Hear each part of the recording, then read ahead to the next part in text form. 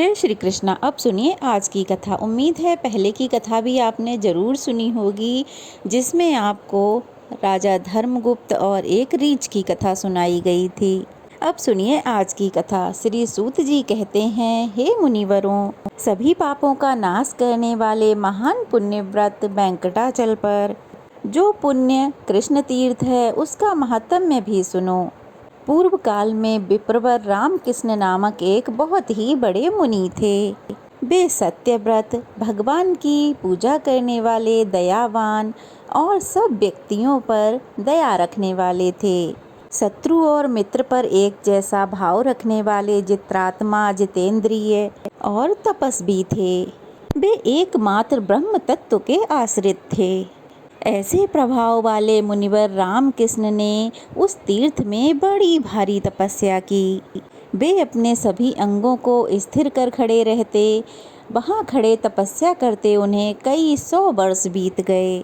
उनके शरीर पर बल्मीक की मिट्टी भी जम गई। बल्मीक की मिट्टी चींटियों के घर को कहते हैं, जिसे बाम्बी भी कहते हैं। चींटियाँ जिस तरह से अपना घर बना लेती हैं और उसके घर में रहती हैं मिट्टी के, तो वही मिट्टी ऋषि के ऊपर जम गई थी। इस प्रकार वह मुनि उस मिट्टी से जम गए थे, तब भी वह तपस्या में लीन रहे। देवराज इंद्र ने उन मुनि पर बारिश करने के लिए मेघों को भेजकर बड़ी जोर बारिश करवाई। 7 दिनों तक लगातार बारिश होती रही। मुनि ने उस भयंकर वर्षा में भी अपने नेत्र बंद करके तपस्या को जारी रखा। वर्षा को मुनि ने सहन कर लिया। उसके बाद बहुत तेज गड़गड़ाती हुई, कानों को बहरा बनाने वाली बिजली उस बल्मीक पर गिरी। उसी समय वह बल्मीक तो ढह गया। उसी समय शंख, चक्र, गदाधारी भगवान विष्णु वहाँ प्रकट हुए।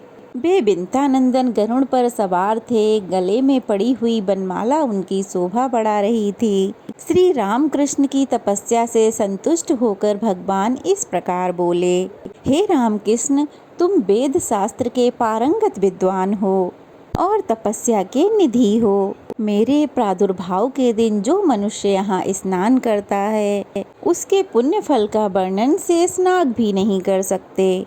सूर्य मकर राशि में स्थित हो और महातिथि पूर्णिमा पुष्य नक्षत्र से युक्त हो, तो वह इस तीर्थ में स्नान करने का सर्वोत्तम समय बताया गया है। जो मनुष्य उस दिन कृष्ण तीर्थ में स्नान करता है, वह सभी पापों से मुक्त होकर समस्त कामनाओं को प्राप्त कर लेता है।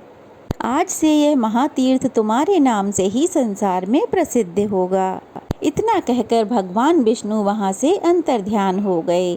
उस तीर्थ का ऐसा प्रभाव है कि बड़े बड़े पापों को भी नष्ट कर देता है, मनुष्यों की बुद्धि को शुद्ध करता है और उन्हें संपूर्ण ऐश्वर्य देता है। ब्राह्मणों, इस प्रकार आप लोगों से यह कृष्ण तीर्थ का महात्म्य बतलाया गया।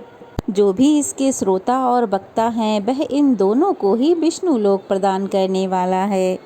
अब मैं भगवान वेंकटेश के वैभव का वर्णन करूँगा, जो सभी पापों से मुक्त करने वाला है। जो मनुष्य एक बार भगवान वेंकटेश का दर्शन कर लेता है, वह मोक्ष को प्राप्त होता है। सतयुग में जो पुण्य 10 वर्षों में प्राप्त किया जाता है, त्रेता में वही 1 वर्ष में, द्वापर में 5 महीनों में और कलयुग में केवल 1 ही दिन में सिद्ध हो जाता है। परंतु जो भगवान श्रीनिवास का दर्शन करते हैं, उन्हें वही पुण्य फल एक एक पल में कोटि कोटि गुना होकर मिल जाता है। भगवान वेंकटेश में सभी मुनि, सभी देवता और सभी पितर विद्यमान हैं। भगवान वेंकटेश का श्रेष्ठ सच्चिदानंदमय विग्रह शंख से पूजित है। उसके स्मरण मात्र से यमराज की पीड़ा भी नहीं होती।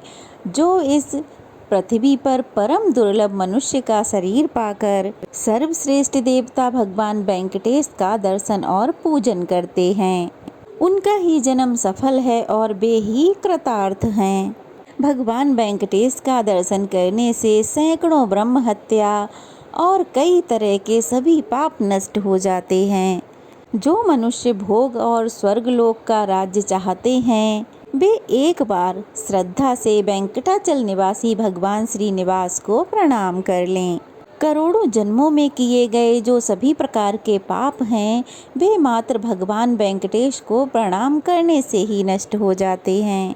जो स्नेह से, शोक से या फिर भय से भगवान वेंकटाचल का स्मरण करता है वह कभी भी इस पृथ्वी पर दुख नहीं भोगता।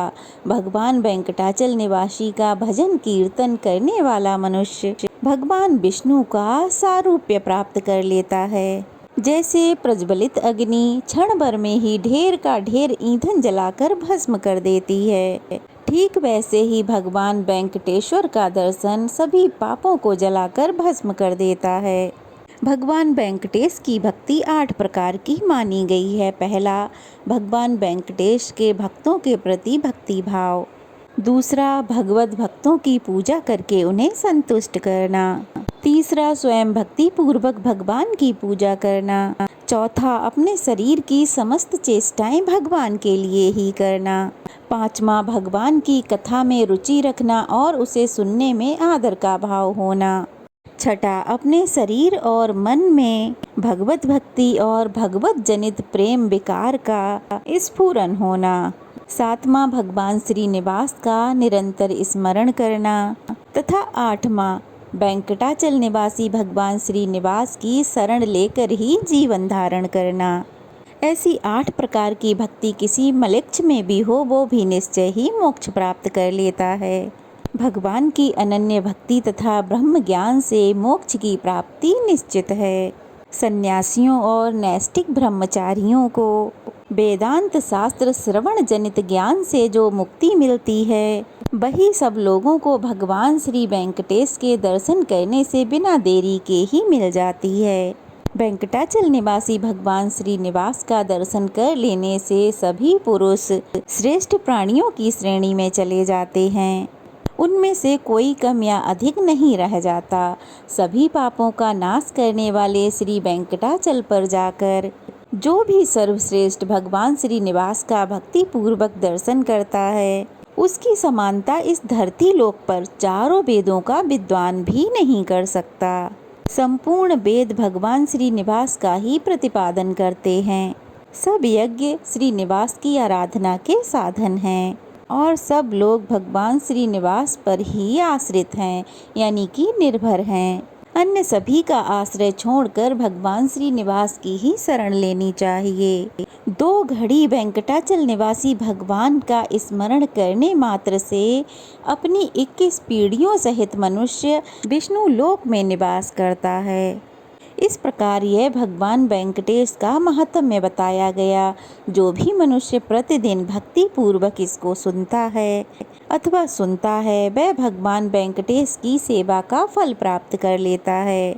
वेंकटाचल पर चढ़ने से पहले उस पुण्य वर्धक पर्वत की इस प्रकार प्रार्थना करनी चाहिए कि हे स्वर्णाचल, हे महापुण्यमय, सर्वदेव सेवित कृश्रेष्ठ, ब्रह्मादि देवता भी जिनकी पूजा किया करते हैं उन्हीं आप पर अब मैं अपने दोनों पैरों से चलूँगा।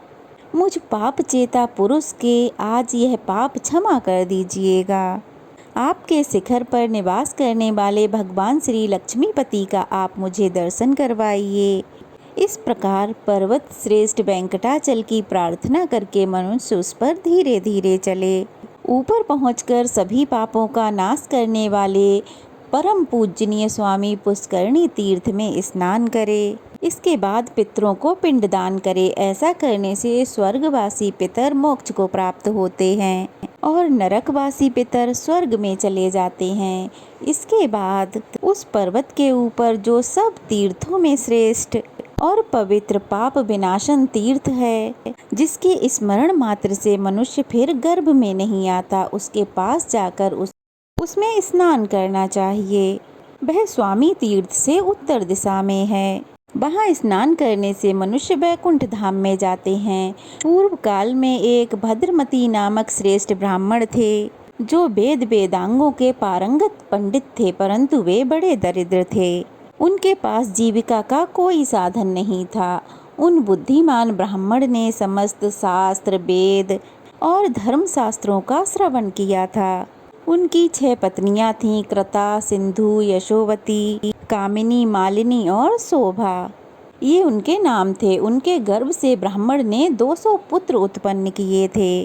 वे सभी भूख से पीड़ित हो रहे थे। अपने प्यारे पुत्रों को भूख से पीड़ित होता देख और अपनी पत्नियों को भूख से पीड़ित होता देख वह ब्राह्मण विलाप करने लगा। हाय भाग्यहीन इस जन्म को धिक्कार है, धन और कीर्ति से रहित इस जीवन को धिक्कार है।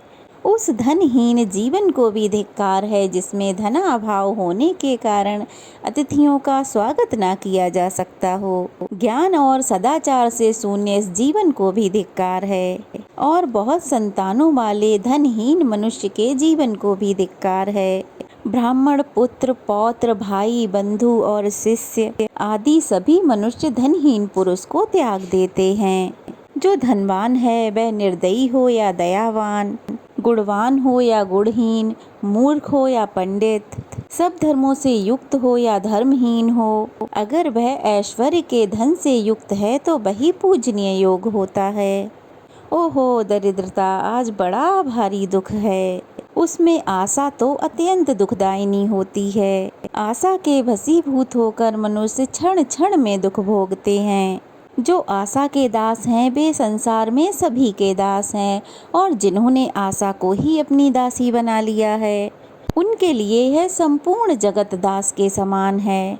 ओहो दरिद्रता सबसे बड़ा दुख है, महान दुख है। उसमें भी पुत्र और पत्नियों का अधिक होना और भी दुखदायी है।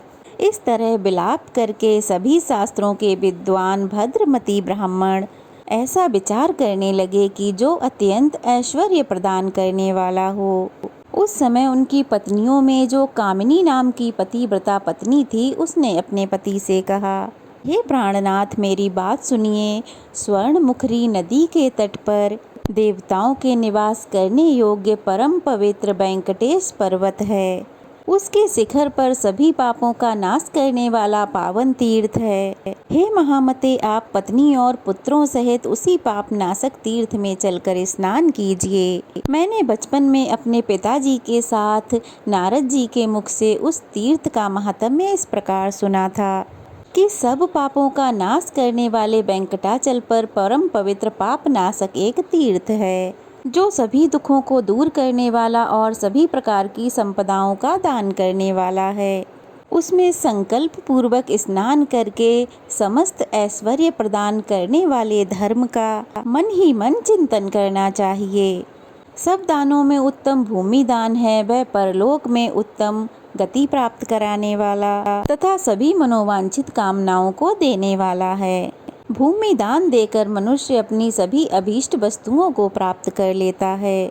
नारद जी की इस बात को सुनकर मेरे पिता बहुत खुश हुए थे और उन्होंने वेंकटाचल में जाकर स्नान करके एक क्षत्रिय ब्राह्मण को भूमि दान की थी जो सब फलों को देने वाला है। उसी से इस संसार में मेरे पिता सौभाग्यशाली हुए और अंत में भगवान विष्णु के धाम को गए। हे महाभाग आप भी त्रिश्रेष्ठ वेंकटाचल पर स्नान करके सभी कामनाओं को देने वाला भूमि दान कीजिए।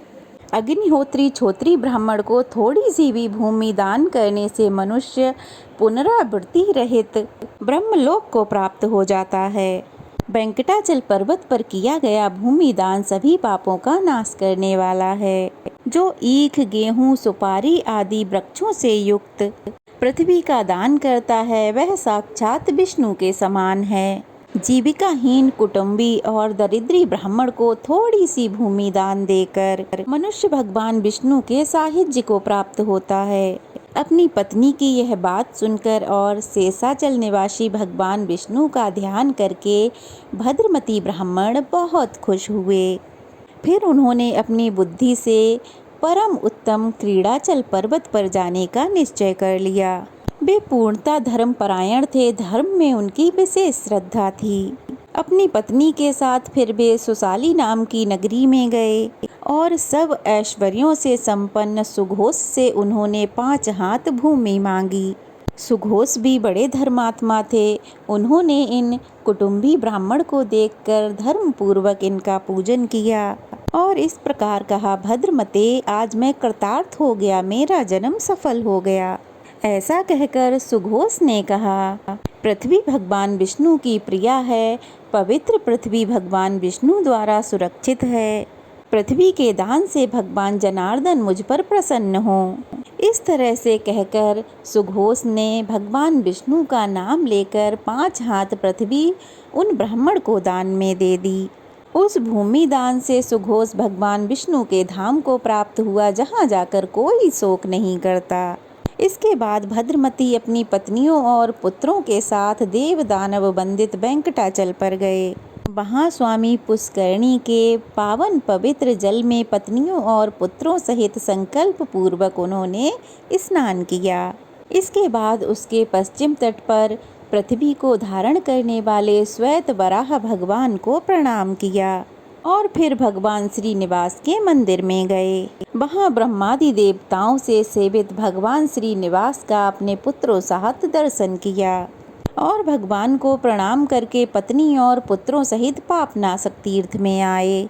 फिर वहाँ विधि पूर्वक स्नान करके धर्म आदि शुभ कर्मों का अनुष्ठान किया और फिर किसी क्षोत्रिय विष्णु भक्त को विष्णु भक्ति से मोक्षदायक भूमि दान जो उन्होंने सुघोष से ली थी वो दे दी। उस दान के प्रभाव से शंख चक्र गदाधारी बनमाला विभूषित भगवान विष्णु गरुड़ पर आरूढ़ होकर उस तीर्थ पर प्रकट हो गए। उस समय शांत स्वभाव वाले भद्रमती ने भगवान की स्तुति इस प्रकार आरंभ कर दी कि सबके कारणभूत आप भगवान को नमस्कार है, नमस्कार है। सबको पालन करने वाले आपको नमस्कार है। समस्त देवताओं के स्वामी आपको नमस्कार है। दैत्यों के नाशक आपको नमस्कार है। जो समस्त प्रजा के पालन करने वाले आपको नमस्कार है। जिन्होंने किसी विशेष रूप से वामन रूप धारण किया, जो नार समेत जल में रहने वाले नारायण कहलाते हैं, जिनके विक्रम की कोई सीमा ही नहीं है और जो शंख चक्र और गदा धारण करते हैं, उन भगवान जगदीश्वर को बारंबार नमस्कार है। क्षीर सागर में निवास करने वाले भगवान आपको नमस्कार है। भगवान लक्ष्मीपति को नमस्कार है, जिनके अनंत तेज से सूर्य आदि की तुलना भी नहीं हो सकती। उन भगवान को नमस्कार है। अतः जो पुण्य परायण मनुष्यों को स्वतः ही प्राप्त हो जाते हैं, उन कृपालु श्री हरि को बारंबार नमस्कार है। जो कारण के भी कारण शब्द आदि विषयों से रहित भगवान श्री हरि को बारंबार नमस्कार है। मंद्राचल पर्वत को धारण करने वाले हे कच्छप रूपधारी आपको नमस्कार है। यज्ञ वराह रूप में प्रकट होने वाले आपको नमस्कार है। हिरणाक्ष को विदीर्ण करने वाले आपको नमस्कार है। हे वामन रूपधारी आपको नमस्कार है। क्षत्रिय कुल का अंत करने वाले परशुराम रूप में आपको नमस्कार है। श्री राम रूप में आपको नमस्कार है तथा नंद नंदन श्री बलराम रूप में आपको नमस्कार है। हे कमल नयन आपको नमस्कार है। शरणागतों की रक्षा करने वाले आपको नमस्कार है। हे भगवान भक्तों की रक्षा करने वाले आपको नमस्कार है। भद्रमती के इस प्रकार स्तुति करने से भक्त वत्सल भगवान दया निधान ने इस प्रकार कहा, हे तात तुम्हारा कल्याण हो। तुम्हारे इस महास्त्रोत से मैं संतुष्ट हूँ। हे ब्राह्मण तुम इस संसार में पुत्र पौत्रों के साथ सभी सुख भोग कर अंत में मोक्ष को प्राप्त करोगे। ऐसा कहकर भगवान विष्णु वहीं अंतर्ध्यान हो गए। हे ब्राह्मणों, मैंने पाप नाशन तीर्थ की महिमा और भूमि दान करने का वर्णन भी बतला दिया। जय श्री कृष्णा। आज की कथा कैसी लगी कमेंट बॉक्स में ज़रूर बताइएगा। अच्छी लगी हो तो वीडियो को लाइक करके शेयर करें, कमेंट्स करें और अगर नए हैं तो प्लीज़ चैनल को सब्सक्राइब करें। राधे राधे।